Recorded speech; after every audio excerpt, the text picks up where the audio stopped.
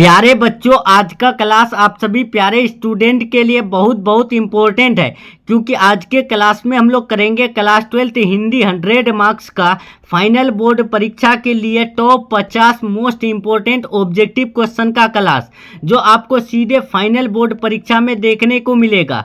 तो सभी प्यारे स्टूडेंट जो है इस क्लास को पूरा लास्ट तक जरूर देखिएगा। ठीक है प्यारे बच्चों, ये 50 क्वेश्चन आपको परीक्षा में बार बार पूछे जाते हैं, तो इसीलिए आपको ये क्वेश्चन याद करना बहुत ही जरूरी है अगर आपको हिंदी में अच्छा मार्क्स लाना है तो। ठीक है, तो आप लोग पूरा क्लास जरूर देखिएगा और हमारे साथ साथ जो याद करते चलिएगा। ठीक है प्यारे बच्चों, और पीडीएफ कोर्स के लिए आप लोग जो इस नंबर में कॉल या मैसेज कर सकते हैं। ठीक है प्यारे बच्चों, और टेलीग्राम चैनल जरूर ज्वाइन कर लीजिएगा और हमारे इस प्यारे से यूट्यूब चैनल को जो है ज़्यादा से ज़्यादा अपने सभी यार दोस्तों में शेयर और सब्सक्राइब जरूर करें। ठीक है, तो चलिए प्यारे बच्चों हम लोग जो है क्लास को शुरू करते हैं। चलते हैं फर्स्ट क्वेश्चन की तरफ। फर्स्ट क्वेश्चन आपके स्क्रीन में आ चुका है प्यारे स्टूडेंट। बहुत इंपॉर्टेंट प्रश्न है, पूछा गया है कि बालकृष्ण भट्ट का जन्म कब हुआ था। प्यारे बच्चों, बालकृष्ण भट्ट का जो जन्म हुआ था तो वो कब हुआ था, तो आपको याद रखना है 23 जून 1844 ईस्वी को हुआ था। ठीक है, इसका right answer option number B हो जाएगा। ये क्वेश्चन बार बार पूछे जाते हैं, याद कर लेना है। 50 क्वेश्चन आपको देंगे और पूरा जो है लड़ने वाला प्रश्न दिया जाएगा, परीक्षा में देखने को मिलेगा। देखिए दूसरा नंबर, चंद्रधर शर्मा गुलेरी जी का निधन कब हुआ था। प्यारे बच्चों, चंद्रधर शर्मा गुलेरी जी का जो निधन हुआ था, मतलब इंतकाल, मृत्यु जो हुआ था वो कब हुआ था, तो आपको याद रखना है। इसका राइट आंसर जो हो जाएगा 2 का ऑप्शन नंबर ए हो जाएगा।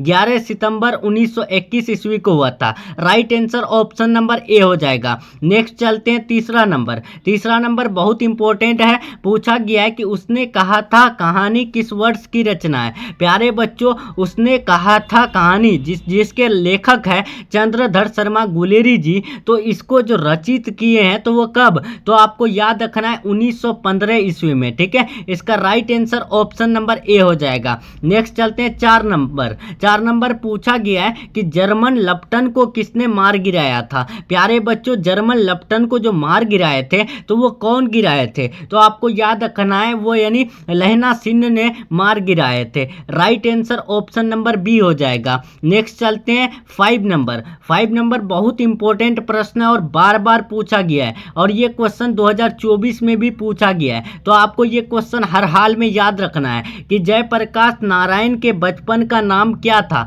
प्यारे बच्चों, जयप्रकाश नारायण के जो बचपन का नाम था तो वो क्या था, आपको याद रखना है बाउल था। Right answer option number C हो जाएगा। नेक्स्ट चलते हैं 6 नंबर। 6 नंबर बहुत इंपॉर्टेंट प्रश्न है, पूछा गया है कि जयप्रकाश नारायण ने छात्र आंदोलन का नेतृत्व कब किए थे। प्यारे बच्चों, जयप्रकाश नारायण जी जो छात्र आंदोलन का नेतृत्व किए थे तो वो कब किए थे, तो आपको याद रखना है 1974 में किए थे। ठीक है, 1974 में किए थे। Right answer option number C हो जाएगा। प्यारे बच्चों, आप लोग कमेंट बॉक्स में जो है बताते रहिए आंसर। ठीक है, आंसर देने से जो है ना आपको जल्दी याद होगी। 7 नंबर पूछा गया है कि लेनिन की मृत्यु कब हुई थी। ये तो है वैसे यानी हिस्ट्री का क्वेश्चन, लेकिन आप हिंदी के जो है यानी उसने कहा था कहानी में आप देखेंगे तो लेनिन है। ठीक है, तो उसमें लेनिन की मृत्यु की बात किए गए हैं, तो आपको याद रखना है लेनिन की मृत्यु जो हुई थी वो 1924 में हुई थी। ठीक है,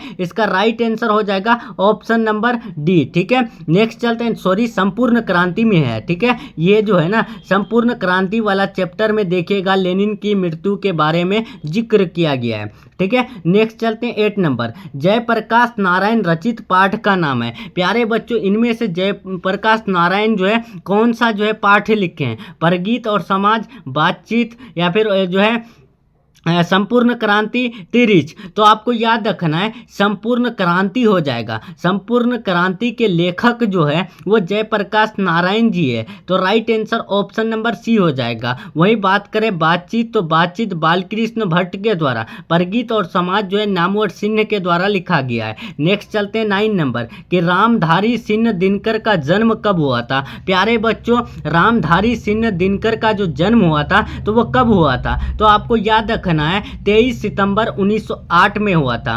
right answer option number B हो जाएगा। नेक्स्ट चलते हैं 10 नंबर पूछा गया है कि अर्धनारीश्वर कल्पित रूप है। प्यारे बच्चों, अर्धनारीश्वर किसका कल्पित रूप है? तो आपको याद रखना है शंकर और पार्वती का जो है कल्पित रूप है। नेक्स्ट चलते हैं 11 नंबर बहुत इंपॉर्टेंट प्रश्न है। पूछा गया है कि दिनकर जी के पिता का नाम क्या है? प्यारे बच्चों, इनमें से दिनकर जी के जो है यानी पिता फादर का नाम क्या है? तो वो रवि सिन्हा है। ठीक है, right answer option number D हो जाएगा। नेक्स्ट चलते हैं 12 नंबर बहुत इंपॉर्टेंट प्रश्न है और हम लोग जो है व्याकरण में आ चुके हैं कि संज्ञा के कितने भेद होते हैं। प्यारे बच्चों, पूछा गया क्वेश्चन है, देखिए पूछा गया क्वेश्चन है और इंपॉर्टेंट प्रश्न है। पूछा गया है कि संज्ञा के कितने भेद होते हैं? तो संज्ञा के जो भेद होते हैं वो 5 भेद होते हैं। ठीक है, right answer option number B हो जाएगा। नेक्स्ट चलते हैं 13 नंबर, रक्षाबंधन कौन संज्ञा है?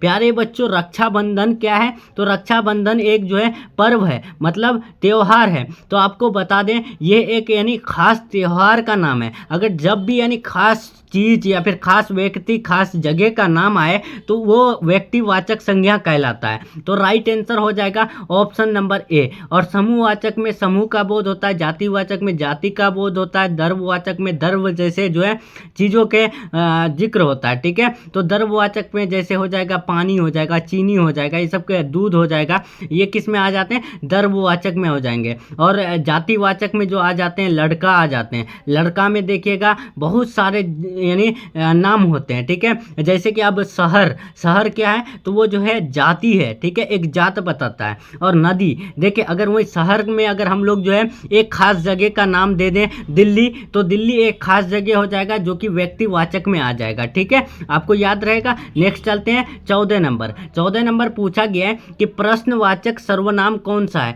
प्यारे बच्चों, इनमें से प्रश्नवाचक सर्वनाम कौन है? तो आपको याद रखना है प्रश्नवाचक में जैसे आ जाएगा कौन कौन, तो देखिए कौन आ जाएगा, उसके बाद क्या आ जाएगा, क्यों आ जाएगा, ये सब यानी जिसमें भी सवाल किया जाए। ठीक है, जिसमें भी सवाल किया जाए वो प्रश्नवाचक सर्वनाम आते हैं, जैसे कि कौन और क्या। ठीक है, जैसे कि क्या में हम लोग क्या बोलते हैं कि क्या कर रहे हो, तो ये वो एक सवाल है, सवाल हुआ। अब उसके बाद कौन, तो अब मतलब हम लोग पूछते हैं ना कि तुम कौन हो, तो तुम कौन हो वो सवाल हम लोग पूछते हैं। तो वही है ना कि प्रश्नवाचक सर्वनाम कौन होगा, तो ऑप्शन नंबर ए और बी दोनों होगा। Right answer option number C. Next चलते हैं 15 नंबर, संख्यावाचक विशेषण कौन सा है? तो ये हर बच्चा को पता होगा। यहाँ संख्यावाचक विशेषण का बात किया है, तो संख्यावाचक में संख्या का बोध होता है। तो right answer option number B हो जाएगा 100 हो जाएगा, मतलब 100। तो 100 क्या है? एक गिनती है, तो जिसमें भी गिनती का बोध हो वो संख्यावाचक में आता है। 1 2 3 ठीक है, 4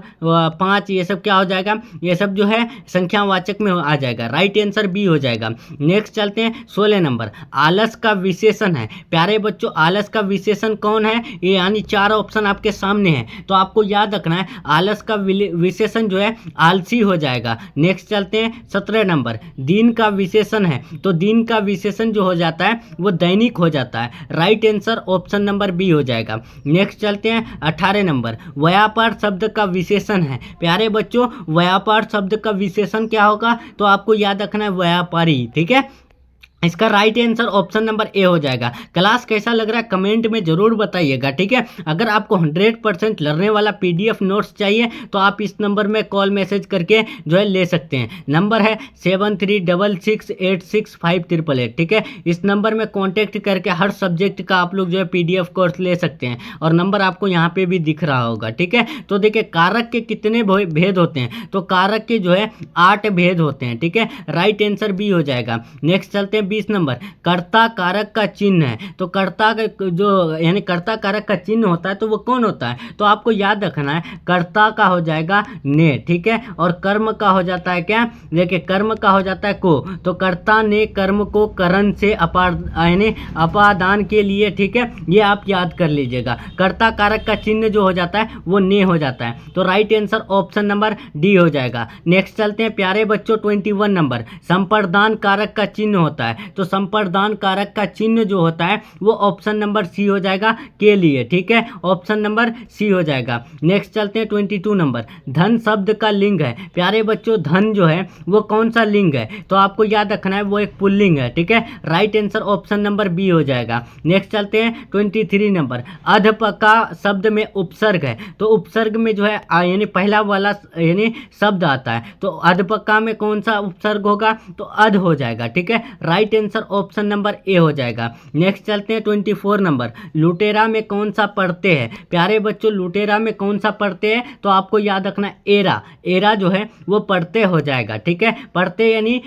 जिसके जो आखिर वाला यानी शब्द है, ठीक है। नेक्स्ट चलते हैं 25 नंबर, पृथ्वी का पर्यायवाची शब्द है। पर्यायवाची मतलब हो जाता है समानार्थी, यानी उसी जो शब्द का जो है और जो है दूसरा नाम, ठीक है, तो पृथ्वी का पर्यायवाची यानी पृथ्वी का दूसरा नाम और क्या होता है, तो भूमि होता है, ठीक है, right answer option number A हो जाएगा। नेक्स्ट चलते हैं 26 नंबर, अमृत का पर्यायवाची होता है। प्यारे बच्चों अमृत का पर्यायवाची क्या होता है, तो आपको याद रखना है सुधा होता है, ठीक है, right answer option number A हो जाएगा। नेक्स्ट 27 नंबर कि जयशंकर प्रसाद का जन्म कब हुआ था। प्यारे बच्चों जयशंकर प्रसाद का जो जन्म हुआ था वो कब हुआ था, तो आपको याद रखना है 1889 में हुआ था, ठीक है, right answer option number B हो जाएगा। नेक्स्ट चलते हैं 28 नंबर, भूषण की कविता इनमें से कौन है, तो यहाँ पर ऑप्शन देखेंगे हारजीत, ऑप्शन बी है यहाँ पर कवित, ठीक है, यहाँ पर हो जाएगा कवित, कविता नहीं, ठीक है, ऑप्शन सी उषा,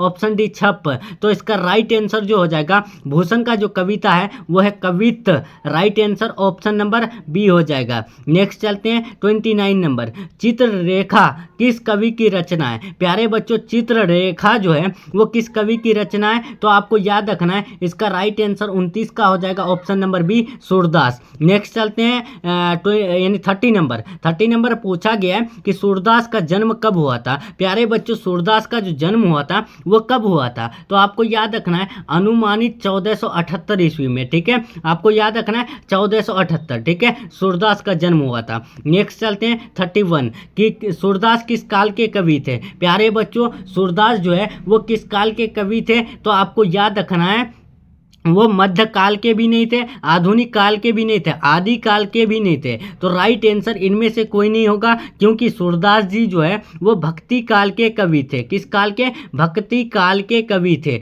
नेक्स्ट चलते हैं 32 नंबर, हिंदी का समन्वयवादी कवि किसे माना जाता है। प्यारे बच्चों हिंदी का समन्वयवादी कवि जो माना जाता है तो वो किसे माना जाता है, तो आपको याद रखना है वो माना जाता है तुलसीदास को, ठीक है, right answer option number A हो जाएगा। नेक्स्ट चलते हैं 33 नंबर, रामचरितमानस का रचना कर्म कितने दिन में पूरा हुआ। प्यारे बच्चों रामचरितमानस का रचना कर्म जो पूरा हुआ था तो वो कितने दिन में पूरा हुआ था, तो आपको याद रखना है 2 वर्ष 7 माह 26 दिन में पूरा हुआ था, ठीक है, रामचरितमानस का यानी जो रचना कर्म पूरा हुआ था तो वो 2 साल 7 महीना 26 दिन में पूरा हुआ था। नेक्स्ट चलते हैं 34 नंबर, भक्तमाल के कितने छप है। बहुत इंपॉर्टेंट प्रश्न है और बार बार पूछा गया है, ठीक है, तो आपको ये क्वेश्चन याद कर लेना है मेरे साथ साथ, ठीक है, भक्तमाल के कितने छप है, तो 316 छप है, ठीक है, राइट आंसर सी हो जाएगा। नेक्स्ट चलते हैं 35 नंबर, नाभादास का काव्य रचना क्षेत्र था। प्यारे बच्चों नाभादास का काव्य रचना क्षेत्र जो था वो क्या था, तो आपको याद रखना है वो था यानी वृंदावन, ठीक है, right answer option number C हो जाएगा। नेक्स्ट चलते हैं 36 नंबर, 36 पूछा गया है कि लहना सिंह की मृत्यु किसकी गोद में हुई थी। प्यारे बच्चों लहना सिंह की जो मृत्यु यानी डेथ हुई थी तो वो किसकी गोद में हुई थी, तो आपको याद रखना है वजीरा सिंह की गोद में हुई थी, ठीक है, right answer option number B हो जाएगा। नेक्स्ट 37 नंबर कि सूबेदार हजारा सिंह के लड़के का क्या नाम था। प्यारे बच्चों सूबेदार हजारा सिंह के लड़के का जो नाम था वो क्या था, तो आपको याद रखना है बोधा सिंह था, ठीक है, right answer option number A हो जाएगा। नेक्स्ट चलते हैं 38 नंबर, लहना किस कहानी का पात्र है? प्यारे बच्चों, लहना सिंह जी जो है वो किस कहानी के पात्र थे? तो आपको याद रखना है, बहुत इंपॉर्टेंट प्रश्न है। इसका राइट आंसर हो जाएगा उसने कहा था, ठीक है, जिसके राइटर कौन है? चंद्रधर शर्मा गुलेरी जी है, ठीक है, आपको याद कर लेना है। नेक्स्ट चलते हैं 39 नंबर, जयप्रकाश नारायण को लोग क्या कहने लगे? प्यारे बच्चों, जयप्रकाश नारायण को तो एक अमेरिका का दलाल भी कहा गया है, लेकिन फिर से लोग जो है उसे क्या कह करके पुकारते थे? तो उसे जो है लोकनायक के नाम से पुकारते थे। याद रहेगा, जयप्रकाश नारायण को लोग क्या कहने लगे थे? तो लोकनायक कह करके पुकारते थे। नेक्स्ट चलते हैं 40 नंबर, 40 नंबर देखिए बहुत इंपॉर्टेंट प्रश्न है, पूछा गया है। देखिए ये क्वेश्चन पूछा गया है कि रिकंस्ट्रक्शन का यानी ऑफ, यहाँ पर यहाँ ऑफ होगा, ठीक है, रिकंस्ट्रक्शन ऑफ इंडियन पॉलिटी पुस्तक किसने लिखी? तो आपको याद रखना है, ये जो पुस्तक लिखे थे रिकंस्ट्रक्शन ऑफ इंडियन पॉलिटी पुस्तक, तो वो लिखे थे, उनके जो राइटर है वो जयप्रकाश नारायण जी है। Right answer option number C हो जाएगा। नेक्स्ट 41 नंबर, जयप्रकाश नारायण को किसका दलाल कहा गया है? इसका आंसर आप लोग कमेंट बॉक्स में दीजिएगा, ठीक है। ये क्वेश्चन आपको मैं इससे पहले बता दिया, यानी जयप्रकाश नारायण जी को किसका दलाल कहा गया? अमेरिका, ब्रिटेन, रूस, जापान। तो कमेंट बॉक्स में 41 नंबर दे करके आंसर दीजिएगा फटाफट से, ठीक है। देखते हैं सबसे पहले कौन स्टूडेंट जो है आंसर देते हैं और किसका जो है कौन जो है अपने आप पूरी तैयारी में जो है लग चुका है और उनका तैयारी कितना तक हो चुका है, उसी से पता चलेगा। 41 का आंसर दीजिएगा। दूध शब्द कौन सा संज्ञा है? तो दूध शब्द संज्ञा है, तो दूध एक दर्व है, तो वो कौन से वाचक में आ जाएगा? तो दर्ववाचक में आ जाएगा। Right answer option number C हो जाएगा। नेक्स्ट चलते हैं 43 नंबर, चौ का उच्चारण स्थान क्या है? प्यारे बच्चों, चौ का अब जैसे एक बार चौ बोल के देखिए ना, तो चौ हम लोग किस रूप में बोलते हैं? तो आपको ये पता होगा कि चौ जो है हम लोग बोलते हैं किससे?